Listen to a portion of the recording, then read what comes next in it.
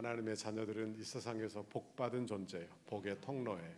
그러므로 감사하고 기뻐하고 평강 누리며 사는 여러분의 이번 한 주간 되시기를 간절히 바랍니다.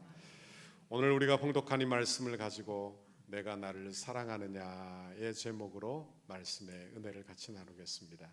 따라합시다. 내가 나를 사랑하느냐, 내가 나를 사랑하느냐. 오늘 본문의 말씀을 잔잔히 읽어보면 하나님의 사랑을 느낄 만큼 감성적이고 그리고 하나님의 사랑이 표현된 그런 아름다운 본문이라 그렇게 묵상을 하게 됩니다. 실패자인 제자들을 우리 예수님이 찾아오셔서 정죄하지 아니하시고 숯불 위에 떡과 고기를 구워 그들에게 먹이시고 그리고 그들에게 따뜻하게 오셔서 용서하시고 사명을 다시 주시는 아버지, 그 하나님이 나의 예수님이신 줄 믿습니다. 우리는 다 실수하지요. 아마 실수 안 하는 사람 아무도 없을 거예요. 만약 하나님이 공의로만 우리를 판단하신다면 아마 고개 들고 주님 앞에 설 사람은 단 한 사람도 없을 것입니다.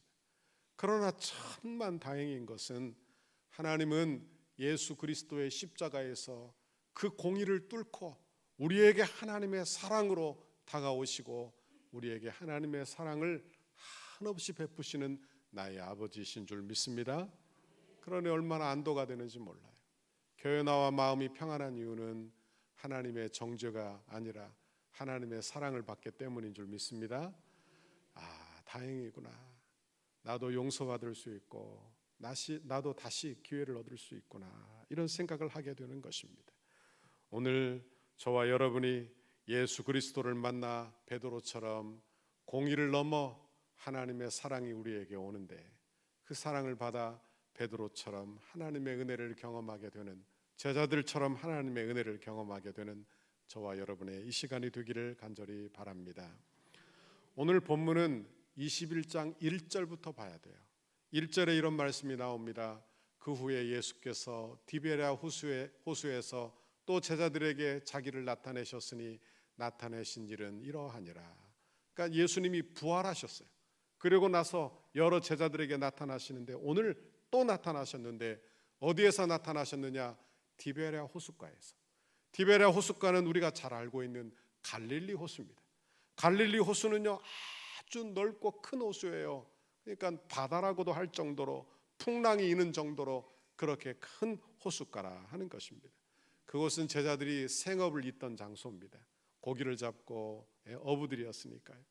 그런데 베드로는 예수님 십자가에서 돌아가시고 예수님을 3번이나 저주하기까지 부인하고 큰 절망, 자기 절망에 빠지고 만 거예요.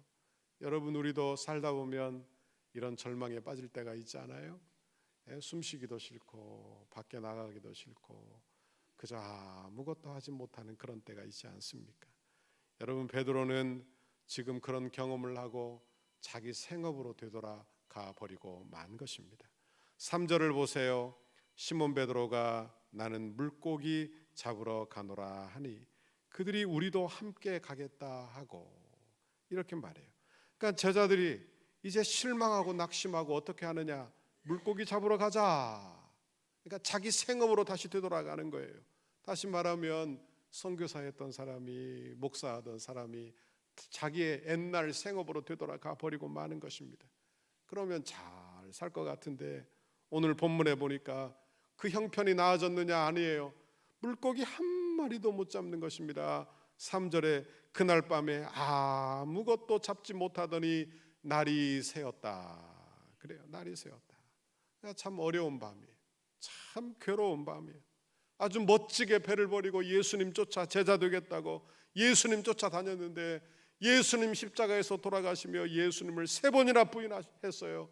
그리고 절망하고 낙심하고 예수님 부활하여 그들에게 나타나셨지만 여전히 생업으로 되돌아가 버리고 생업에 되돌아와서 아무것도 건지지 못하는, 아무것도 아닌 인생을, 절망의 인생을 그들이 살고 있더라 하는 것입니다.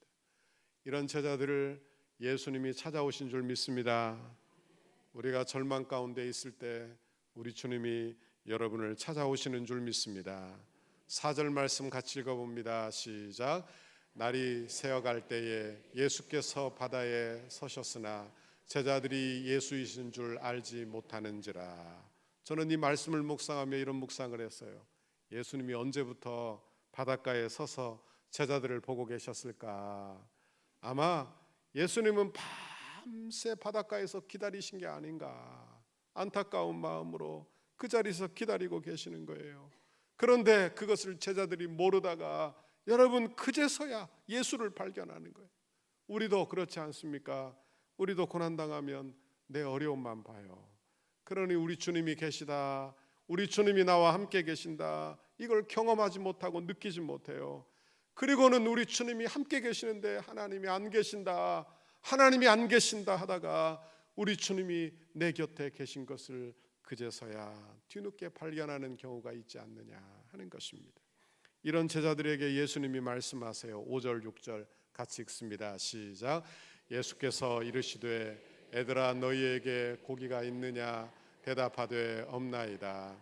이르시되 그물을 배 오른편에 던지라 그리하면 잡으리라 하시니 이에 던졌더니 물고기가 많아 그물을 들 수 없더라. 아멘.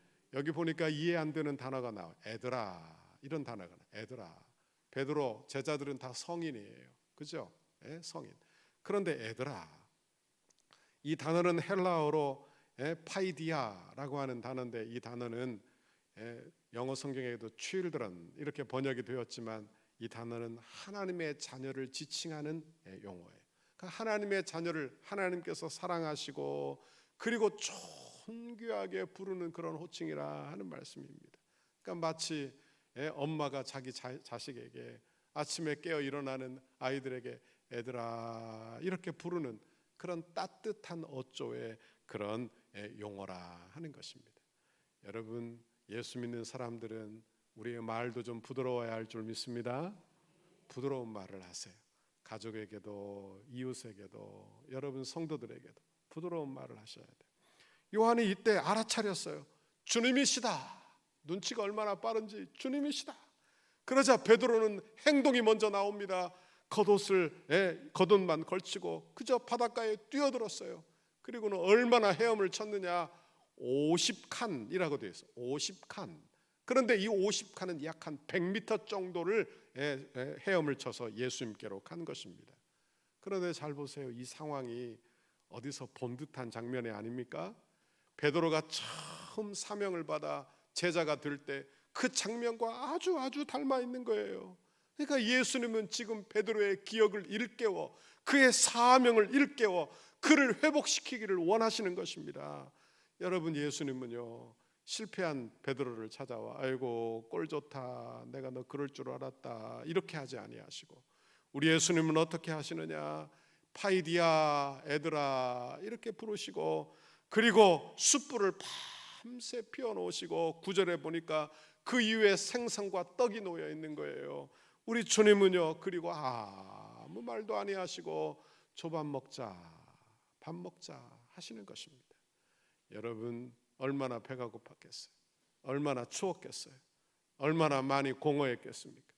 그런데 아무런 책망도 아니하시고 밥 먹자 하시는 거예요.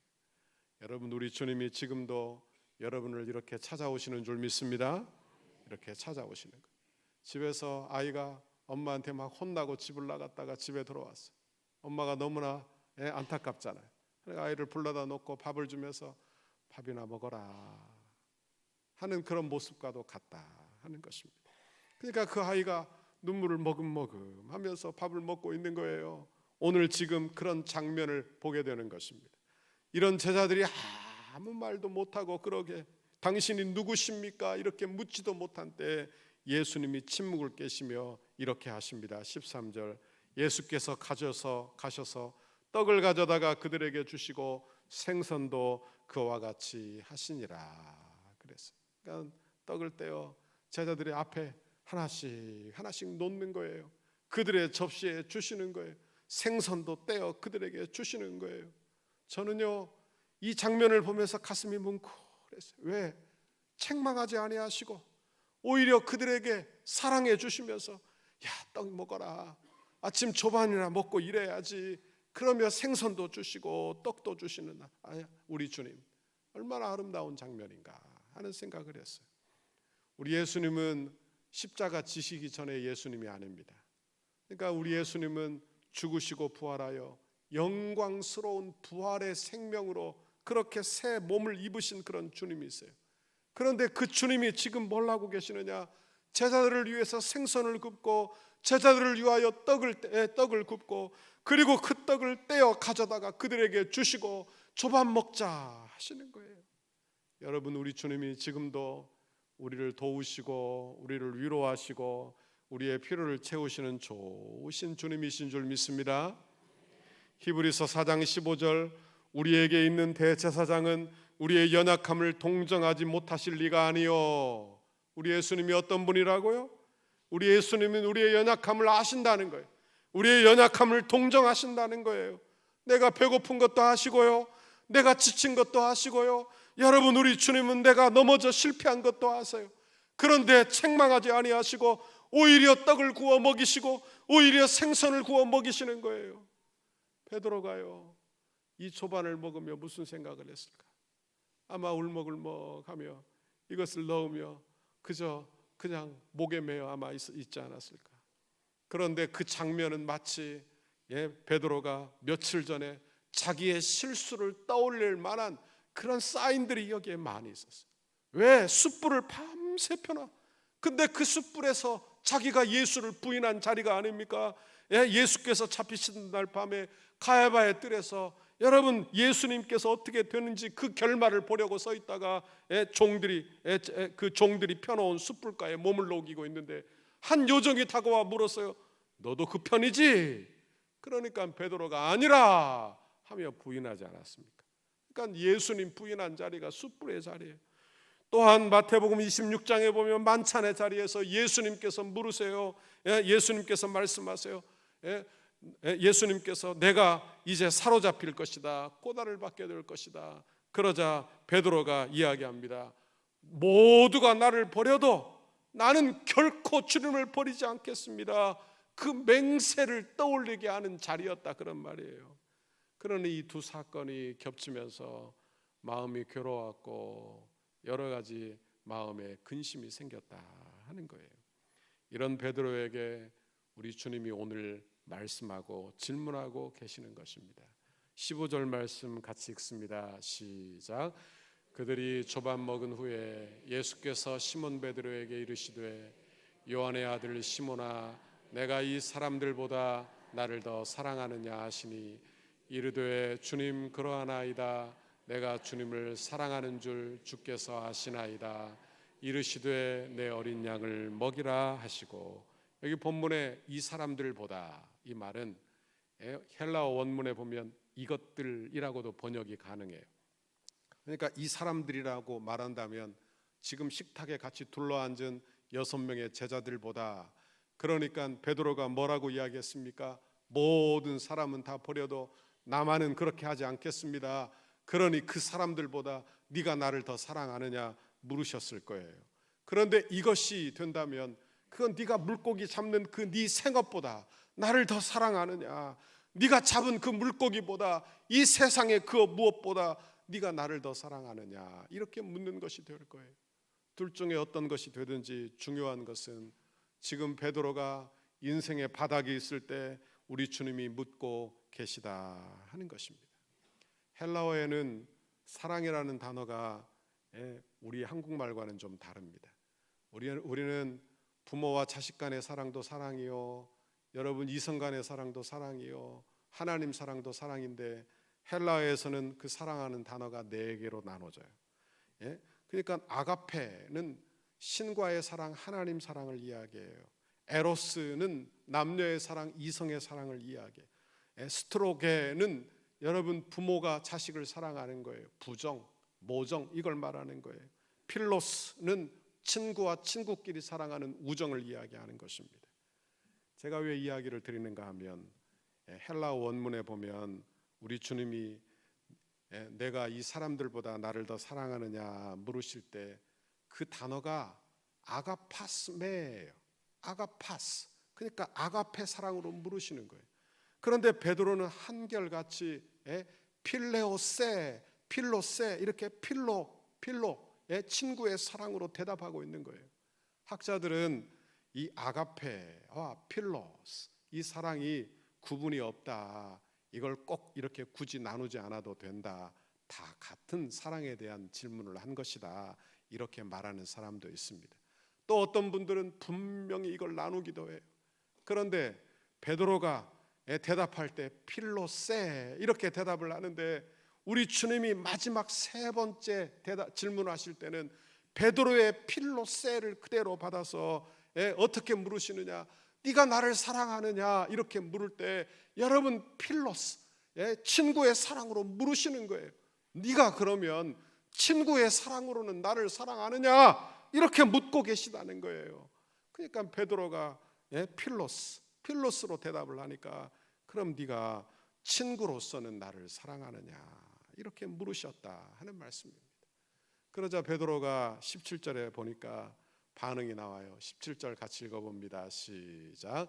세 번째 이르시되 요한의 아들 시몬아, 내가 나를 사랑하느냐 하시니, 주께서 세 번째 내가 나를 사랑하느냐 하심으로 베드로가 근심하여 이르되, 주님 모든 것을 아시오매 내가 주님을 사랑하는 줄을 주님께서 아시나이다.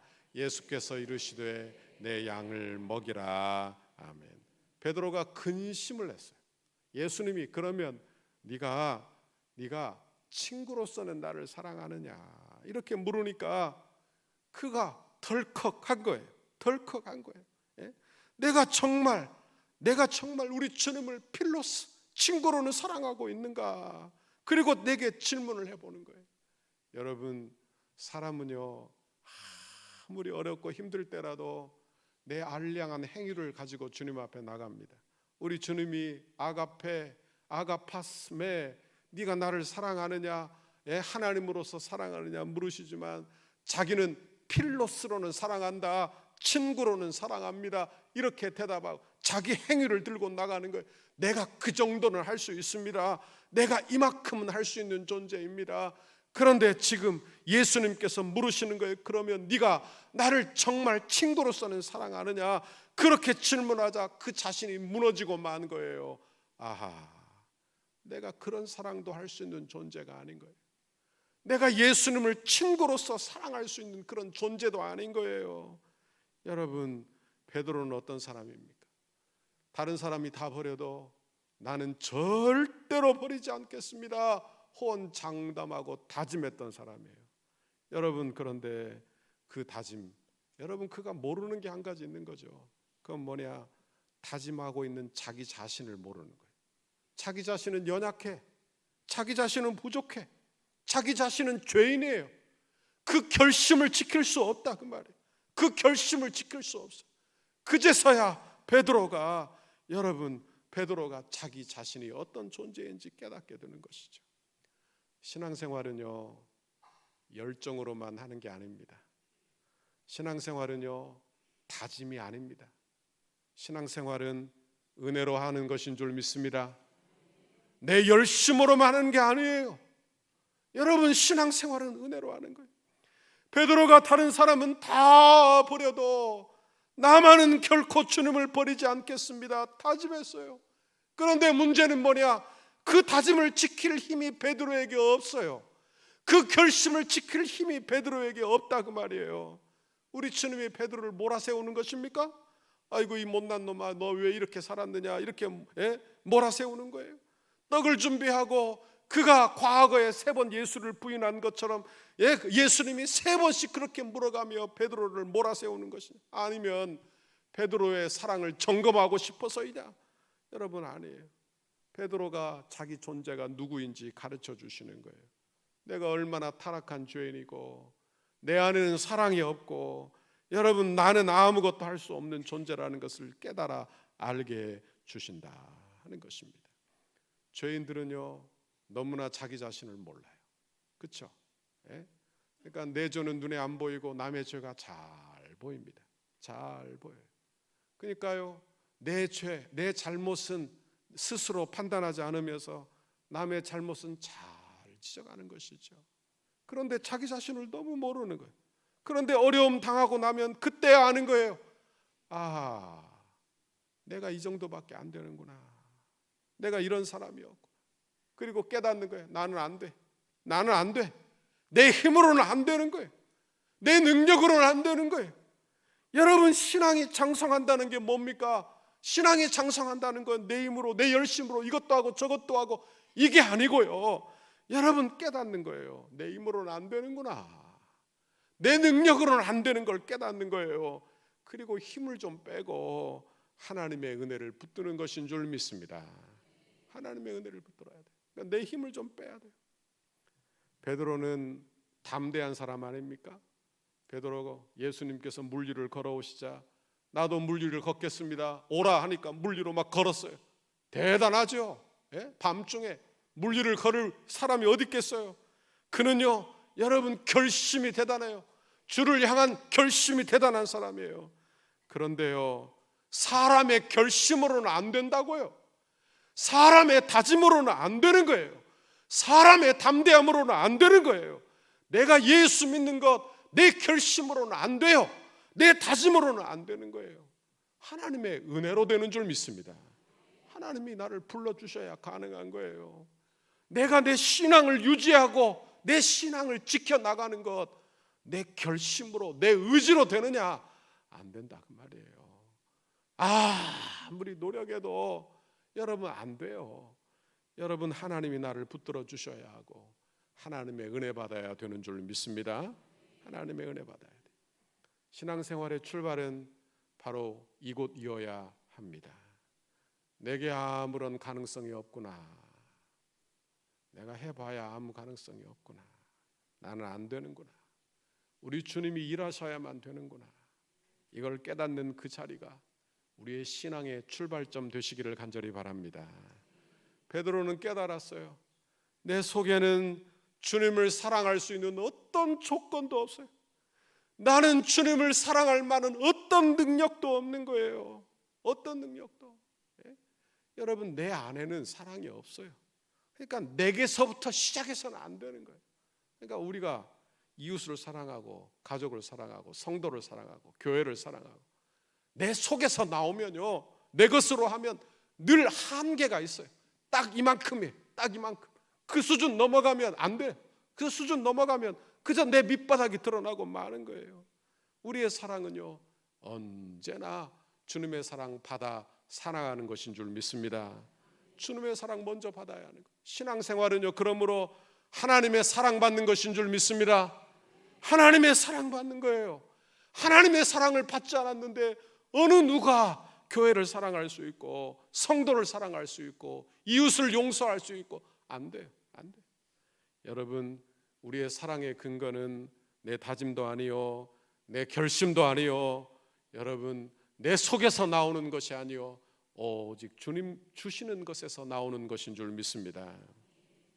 제가 이번 1월에 우리 안식년에 성지순례 다녀오며 이스라엘을 탐방했습니다. 제가 이스라엘에 간 것은 이번이 2번째입니다. 그런데 처음 갔을 때 제가 저쪽 경기도 안산에 있는 어떤 노예 한 시찰의 목사님들 사이에 꼽사리 저희 부부가 껴서 그렇게 다녀왔습니다.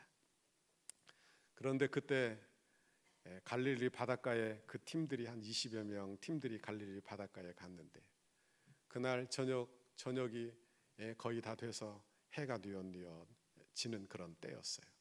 목선이 바닷가에 간 목선이 이렇게 다 떠 있습니다. 관광객 태우려고 있는 목선이에요. 근데 그곳에 다 타고 한 바퀴 이렇게 돌고 들어옵니다. 한국 사람이 가면요, 태극기도 걸어줘요. 거기에 태극기도 딱 걸어줘요. 한국 사람들이 다 탔는데 목사님이 이곳에서 우리 성찬식 합시다. 그리고는 성찬 나무로 깎아 만든 성찬 그 잔을 하나씩 다 나누어줬어요. 그리고 성찬하자고. 그런데 그 배에 올라갔는데 우리 목사님들, 사모님들이 함께 모여 찬양을 하기 시작했어요. 갈릴리 바닷가에서 주님은 시몬에게 물으셨네. 사랑하는 시몬아, 너 날 사랑하느냐? 오 주님, 당신만이 아십니다.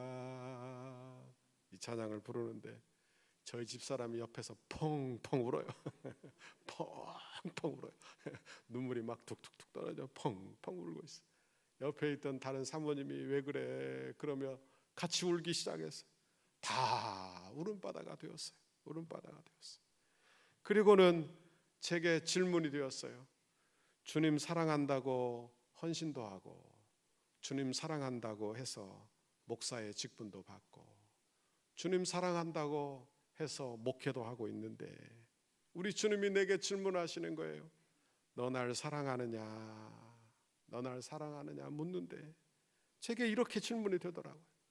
너 나 사랑해서 목사가 되었느냐?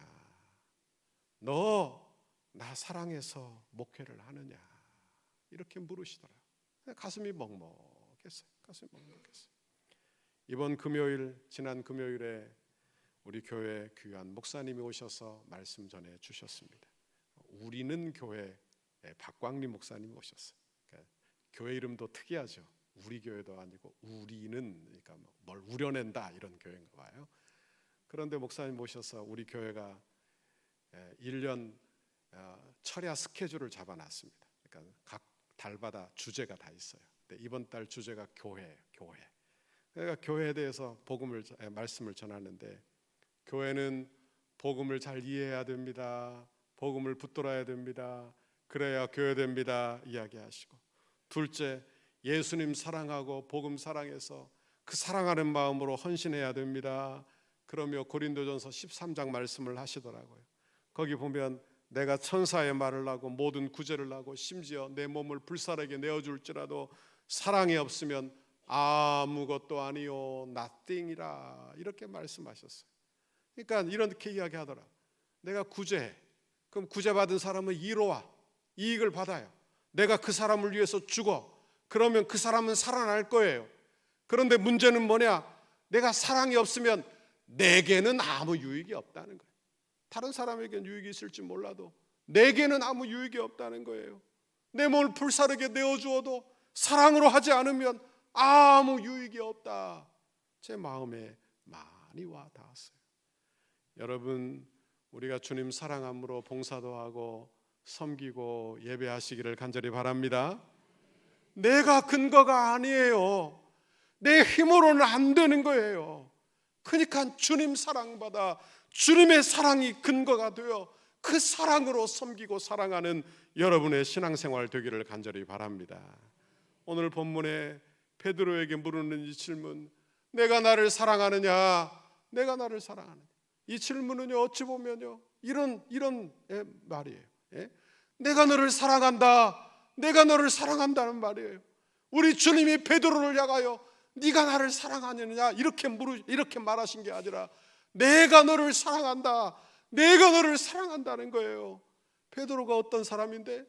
베드로가 예수를 부인했는데, 그는 실수하고 넘어졌음에도 불구하고 우리 주님이 베드로를 향하여 내가 너를 사랑한다. 내가 너를 사랑한다. 내가 너를 사랑한다는 거예요. 여러분, 그 사랑으로 여러분도 사랑하고 계시는 줄 믿습니다. 요한일서 4장 9절, 하나님의 사랑이 우리에게 이렇게 나타난 바 되었으니 하나님이 자기의 독생자를 세상에 보내심은 그로 말미암아 우리를 살리려 하심이라. 사랑은 여기 있으니 우리가 하나님을 사랑한 것이 아니요 하나님이 우리를 사랑하사 우리 죄를 속하기 위하여 화목제물로 그 아들을 보내셨음이라. 그랬어.